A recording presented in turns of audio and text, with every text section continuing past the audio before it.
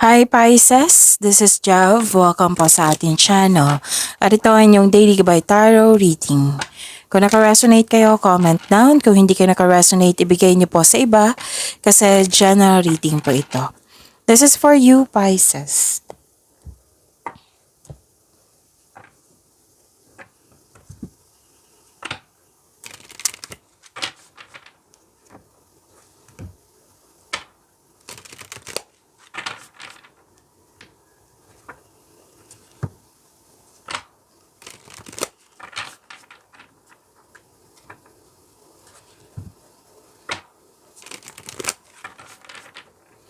Para po ito sa inyo, Pisces.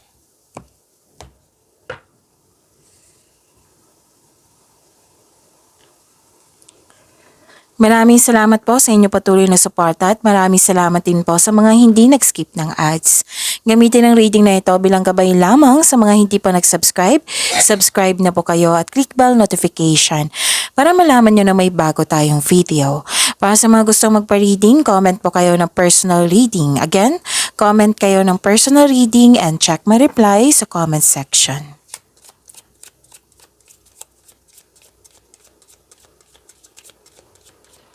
Spirits Guide, mga ganap pa para kay Pisces, I need 3 cards po.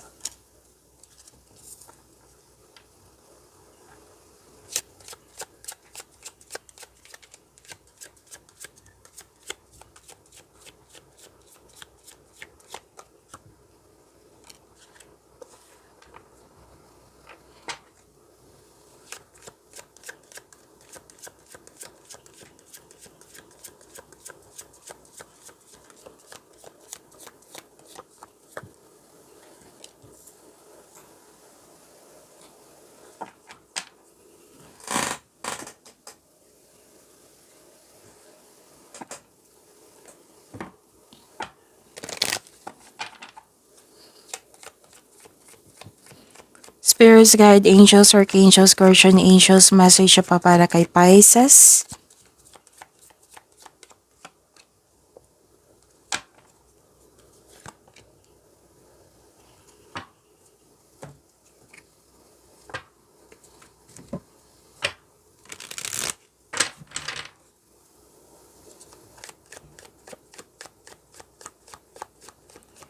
Spirits Guide, message po sa career and money ni Pisces.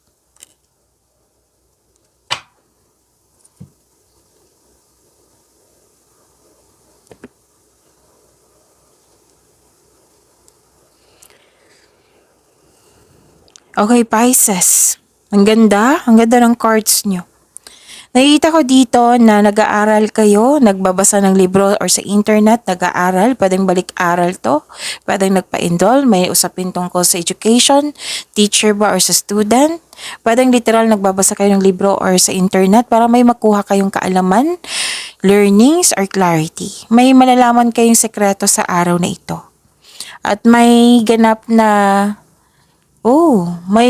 paglilipat sa malayong lugar or bibigyan mo na ng aksyon yung matagal mo ng plano. At may in-announce ka sa group ng tao at nagulat sila. Pwede na nakatanggap kayo ng news na may buntes at wedding, or parating na baby. Tapos may matatanggap kayong good news. So claim nyo ha, ang ganda. Tapos may change for the better. At lalo na may prosperity. What I meant is may prosperity, cash flow, transactions. May parating po na malaking pera sa inyo, Pisces, or dumating na. So yun na, may pwede din opportunity ito na makapagbigay sa iyo ng malaking pera. So claim nyo po, ang ganda, malaking pera.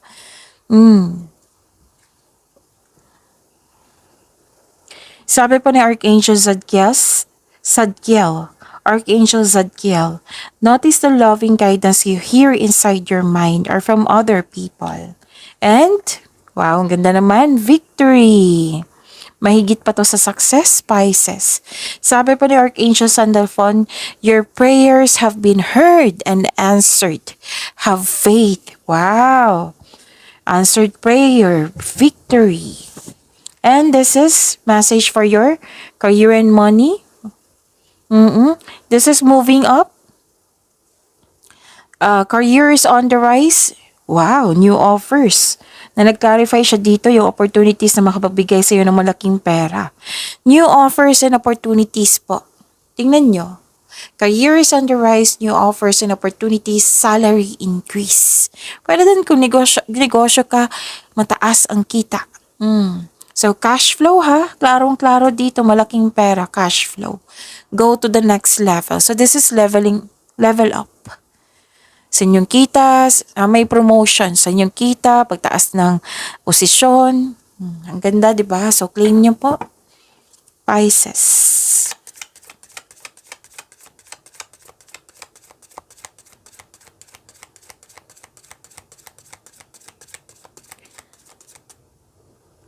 Energy pa ni Pisces.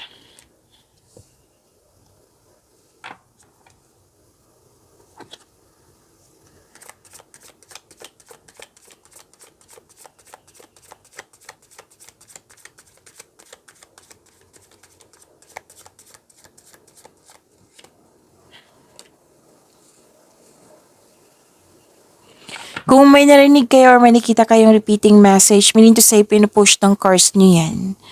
Oo. Like for example, nanood kayo ng upload ko kahapon yung weekly Gabay Tarot reading. Napanood nyo na ba?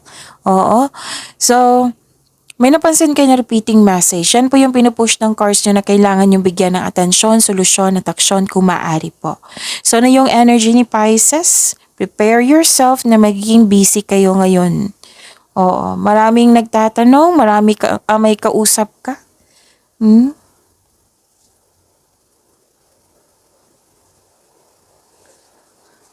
So this is success. Wow, this is new doors opening na nag-clarify siya dito sa dalawang card na may opportunity. New offers and opportunity. Nag-clarify siya ha dito sa inyong tarot card. Oo. So claim nyo po, Oracle and Tarot card na clarify. Claim nyo po. Pwede may nagbigay ng tulong, may nag-teamwork, may collaboration. This is expansion. Okay? This card asks you to accept the offer, opportunity, project, and face it with confidence. Kasi naka-align ito sa passion mo. Alam na alam mo yung gagawin mo. Isa din to sa dahilan na magkakaroon ka ng opportunity. Oo. Yung sinabi dito, yung opportunity na yan, i-accept nyo. Tapos pagbutihin nyo na magkaroon ng positive outcome.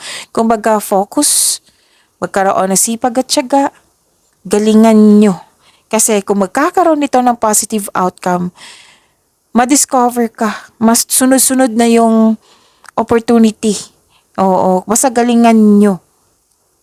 Okay? Wag kayo mag-alilangan sa offer ni ito. Natanggapin itong offer na ito, itong opportunity na ito. Okay? Kasi magbibigay ito ng yaman sa iyo, prosperity. Nakikita ko pa rin dito, 'di ba? May sabi ko dito sa prosperity, cash flow transaction, andito rin. This card tells you na sa next level ka na ng prosperity. Yan. Clarify siya sa oracle cards nyo. Next level. So, this is next level sa inyong prosperity na matagal mo nang hinintay. Kaya wag palampasin ang pagkakataon na ito. So, yun na. Posibleng dagdag trabaho to or dagdag kaalaman. Kaya nga may sabi dito na may learnings, nagbabasa kayo, nag-research kayo. Kasi magagamit mo ito na para sa iyong kaunlaran. Okay? Nakikita ko dito, nag-spend time kayo sa mga taong nagbibigay ng inspiration sa iyo or motivation. Mas magkakaroon ng growth Pwede sa relasyon to, connection sa isang tao. Mas magkakaroon siya ng growth. May plano din kayo mag-travel or mag-decorate ng bahay or renovation ito. So yun ha. Actually, dalawang card na nagsabi dito, offer, opportunity. May sabi din dito sa dalawang card at klarong-klaro dito na sinabi dito. Moving up talaga to. Pisces. So, claim nyo ha. Ang ganda ng cards nyo ngayon. So, May hesitation lang. Oo. Sinabi ng card nyo dito, may hesitation na sa pagtanggap. Huwag kayo mag-hesitate. Kundi ipakita mo sa kanila na interesado ka. Okay? So, may offer din na new business. This is a sign na mag-start ka ng to own a business kasi alam na alam mo yung gagawin mo. It might be naka-align to sa passion mo kasi kitang-kita ko talaga na kahit ano yung papagawa sa'yo, alam na alam mo. Pisces. So, ang kailangan po ngayon, i-increase nyo yung confidence mo. Kailangan mong labanan mo yung fear or takot kasi it will lead you to grow and expansion po. Gamit na gamit yung skills mo.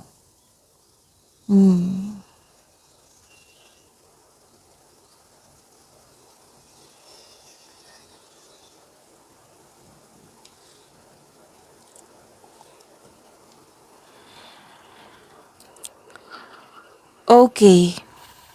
May alinlangan lang ako nakikita dito eh. So, kailangan talaga magiging confident kayo.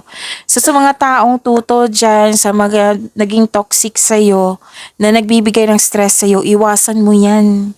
Kitang-kita ko dito oh. Tapos, iwasan mo mag-isip sa mga nangyari na sa nakaraan. Dito na tayo sa binigay na pagkakataon sa iyo. Okay? Kasi may iniisip ka dito eh, na nag-invest ka ng time and effort sa mga nangyari sa nakaraan. Tapos, akala mo yun na pero hindi pala.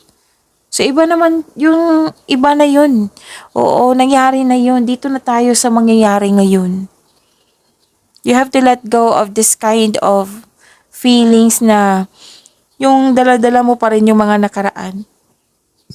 Excuse me, kailangan ko mag-burp. Tapos kung may offer sa inyo ha, or isang taong bagong tao sa inyong buhay, whether sa love life man ito, sa career and money, kailangan kilalanin ng mabuti. If this is opportunity or offer, kailangan alamin mo ng mabuti na magkaroon ng konkretong plano. Okay?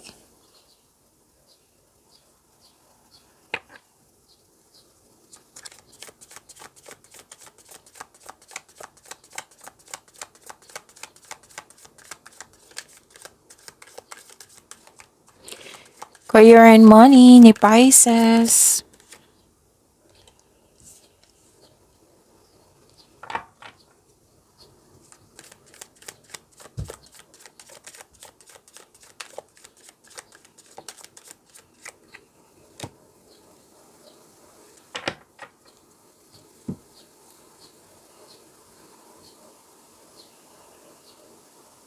Sa career and money nyo, nakikita ko dito na may tuto sa inyong desisyon, plano, ideas. So, yung sabi ko sa inyo, yung nagbibigay ng stress sa inyo, yung taong self-centered, manloloko ba yan or toxic, iwasan mo na yan. Kung ma-overcome mo ito, kitang-kita ko yung victory. We cannot please everyone. May desisyon yan sila, may sariling opinion, choices, ganun. So, we cannot please everyone. Basta ang sabi ng card, magtiwala sa inyong sarili. At iwasan mo na lang or, Miss Job, hindi naman may iwasan kasi kasamahan ko siya sa trabaho. O, put limitation, wag mong tanggapin yung negativity niya. Hindi naman ibig sabihin kung mag-express siya ng negativity, kailangan mong tanggapin. Wag mong tanggapin. Problema na niya yan. Oo, kung concerned ka sa kanya, then i-pray mo, isuko mo siya kay God. Let go mo, isuko mo siya kay God, si God na bahala sa kanya. Kayo, mag-focus kayo sa dumating na malaking blessing sa inyo. So, yun na, lumabas pa rin yung immaturity na tao dito. Yung maluloko, self-centered na tao, mabilis mag-react, defensive, ayaw makinig or mahirap kausap or matigas ang ulo. Pwedeng tuto talaga to sa inyong desisyon. Like for example, hindi mo magagawa yan. Yan, tapos nagpapa-apekto kayo. Huwag kayo magpa-apekto kasi opinion niya yan choice niya yan. It might be ang sinasabi niya para sa kanya yan. Ang yung nagsasalita, insecurity niya, yung ego niya. So, this is not, may masamang mangyayari, kundi this is a transformation. Yung pag-level up pa rin. Yung sabi dito na change for the better, pag-level up po ito. Kaya wag kayong mag-alinlangan sa pagbabago kasi nga, pag-level up nyo po ito para to sa inyong prosperity. Prepare yourself na magkakaroon ng transformation. Transformation, transition. This is necessary change talaga. Oh, lumabas siya ha sa inyong cards dito sa Oracle. Lumabas din siya dito. So, this is necessary change. It's about time. Pisces, ngayon na. And I consider this is a go signal. Pisces. So, this is your career and money ha. May ganap na career change, paglilipat ng work or workplace ba ito or paglilipat ng location. Kasi nga, yung sabi ko sa inyo, paglilipat, 'di ba, sa malayong lugar andito rin. Okay? Para sa mga yung pero din sa mga negosyante to na may balak kayong itigil yung negosyo, magta-try kayo ng iba na connected sa passion mo. Pwede din end of contract to sa business partnership or literal talaga na end of contract. So sa kaperahan, this is a tough time pero huwag kayong mag-alala. Money matters will improve, oh. Oo. So malaking pera ha, cash flow, transaction, prosperity. Andito sa inyong career and money. So money matters will improve, so hold tight, kapit lang po.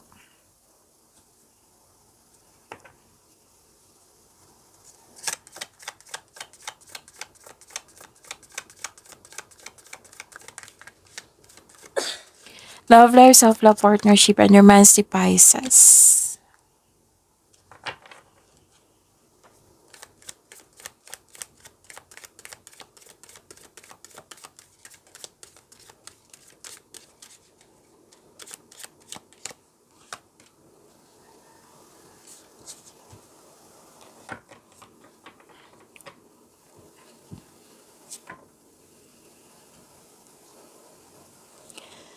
Okay. May mabilis na action ako nakikita dito. Okay, sa mga single po, may parating na romantic partner na papasok sa inyong buhay ngayon. Parang nasa harap mo na or parating na ito. Ang ilan sa inyo excited po kasi may magaganap na date or event invitation. So may mamimit kayo na partner via travel.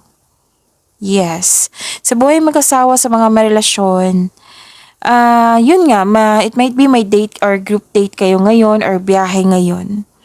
So, darating na yung mensahe na hinihintay nyo. May mabilisan desisyon dito. So, may parating na blessings ha. Ang ganda. Magbibigay ng saya ito sa iyo. Okay, so, yun. This is abundance also. This is movement, full of movement.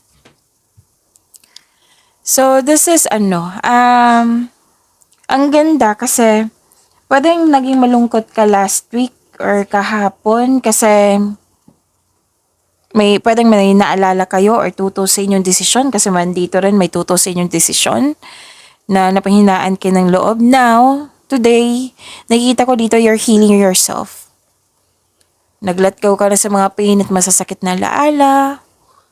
Kahit malungkot ka nung naging disappointed ka or nagkaroon ng heartbroken, nag-make move ka. This is recovery ha. This is releasing the pain. So, yun. Mag-focus kayo sa present para sa future. At huwag niyong dalhin yung mga nangyari sa nakaraan na nagbibigay ng sakit ng loob sa iyo. Yung nagbigay ng sakit or disappointment sa iyo, huwag niyong dalhin dito sa present. Okay? So, mag-focus kayo sa present, yung makontrol nyo, o mag-focus kayo sa makontrol nyo para may expectation tayong better outcome sa future. Okay? So, this is releasing, this is recovery, this is healing. So, claim nyo po.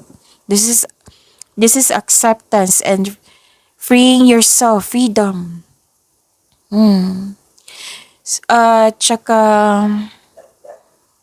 okay.